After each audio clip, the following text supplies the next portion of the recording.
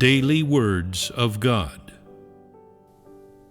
On the sixth day, the Creator speaks, and each kind of living creature in His mind makes its appearance, one after another. Imperceptibly, the Creator's work of making all things had continued for 5 days, immediately following which the Creator welcomed the sixth day of His creation of all things.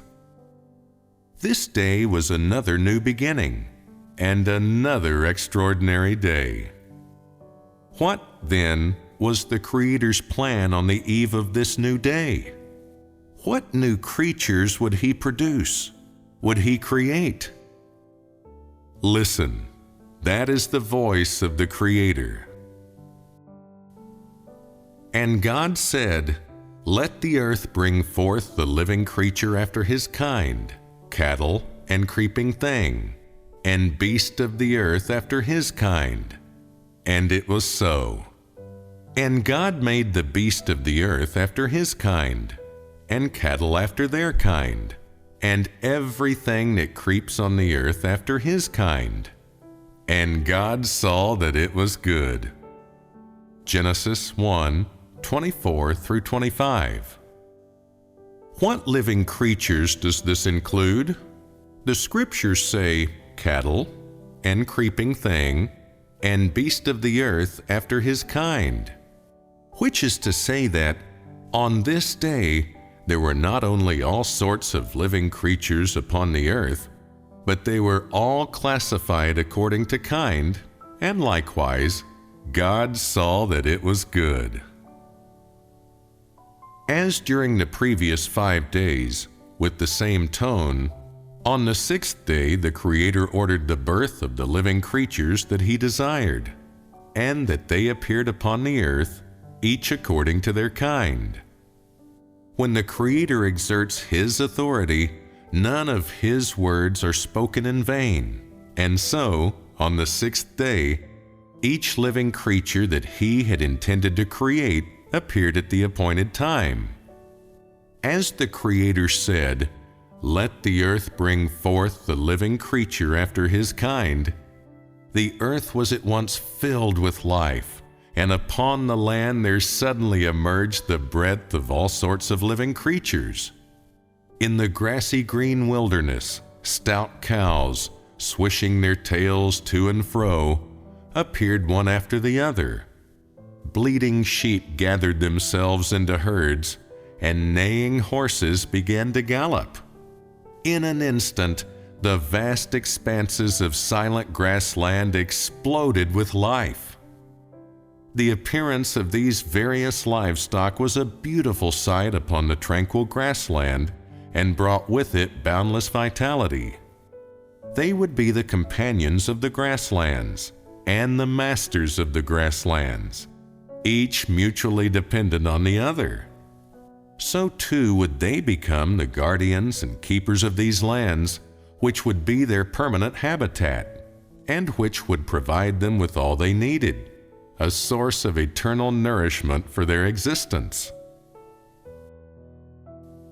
On the same day that these various livestock came into being, by the Creator's word, a plethora of insects also appeared, one after the other.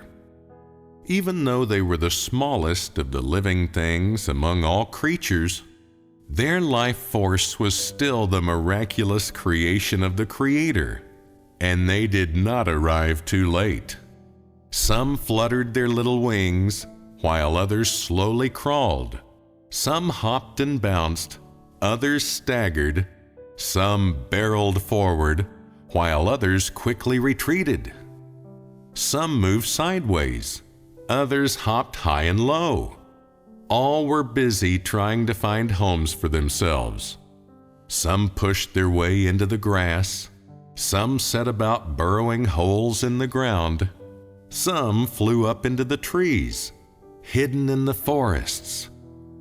Though small in size, they were unwilling to endure the torment of an empty stomach, and after finding their own homes, they rushed to seek food to feed themselves. Some climbed upon the grass to eat its tender blades. Some grabbed mouthfuls of dirt and fed it to their stomachs, eating with much gusto and pleasure. For them, even dirt is a tasty treat. Some were hidden in the forests, but they did not stop to rest, as the sap within the glossy dark green leaves provided a succulent meal. After they were satiated, still the insects did not cease their activity. Though small in stature, they were possessed of tremendous energy and limitless exuberance. And so, of all creatures, they are the most active and the most industrious. They were never lazy and never indulged in rest.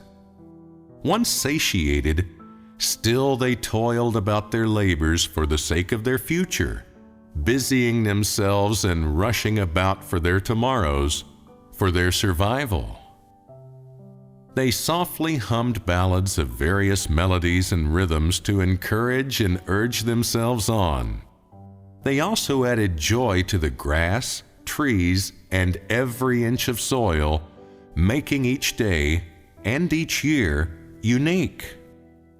With their own languages and with their own ways, they passed on information to all the living things upon the land. And using their own special life course, they marked all things upon which they left traces. They were on intimate terms with the soil, the grass, and the forests. And they brought vigor and vitality to the soil, the grass, and the forests, and brought the exhortations and greetings of the Creator to all living things. The Creator's gaze swept across all things that He had created, and at this moment His eyes paused upon the forests and mountains, His mind turning. As His words were uttered forth, in the dense forests and upon the mountains, there appeared a type of creatures unlike any that had come before. They were the wild animals spoken by the mouth of God. Long overdue, they shook their heads and swished their tails, each with their own unique face. Some had furry coats, some were armored, some bared fangs, some wore grins, some were long-necked, some short-tailed, some wild-eyed, some with a timid gaze, some bent over to eat grass, some with blood about their mouths, some bouncing along on 2 legs, some pacing about on 4 hooves, some looking into the distance atop trees, some lying in wait in the forests, some searching for caves to rest, some running and frolicking upon the plains, some prowling through the forests. Some were roaring, some howling, some barking, some crying, some were soprano, some were baritone, some were full-throated, some were clear and melodious, some were grim, some were pretty, some were disgusting, some were adorable, some were frightening, some were charmingly naive. One by one, they each came forth. See how they puffed about, free-spirited, idly indifferent to each other, not bothering to spare a glance for one another, each bearing the particular life bestowed upon them by the Creator, and their own wildness and brutishness. They appeared in the forests and upon the mountains. Contemptuous of all, so completely imperious, who made them the true masters of the mountains and forests? From the moment that their appearance was ordained by the Creator, they laid claim to the forests and laid claim to the mountains. For the Creator had already sealed their boundaries and determined the scope of their existence. Only they were true lords of the mountains and forests, and that's why they were so wild and so contemptuous. They were called wild animals purely because, of all creatures, they were the ones which were truly wild, brutish, and untamable. They could not be tamed, so they could not be reared, and could not live in harmony with mankind or labor on behalf of mankind. It was because they could not be reared, could not work for mankind, that they had to live at a distance from mankind, and could not be approached by man. And it was because that they lived at a distance from mankind, and could not be approached by man, that they were able to fulfill the responsibility bestowed upon them by the Creator, guarding the mountains and the forests. Their wildness protected the mountains and guarded the forests, and was the best protection and assurance of their existence and propagation. At the same time, their wildness maintained and ensured the balance among all things. Their arrival brought support and anchorage to the mountains and forests. Their arrival injected boundless vigor and vitality to the still and empty mountains and forests.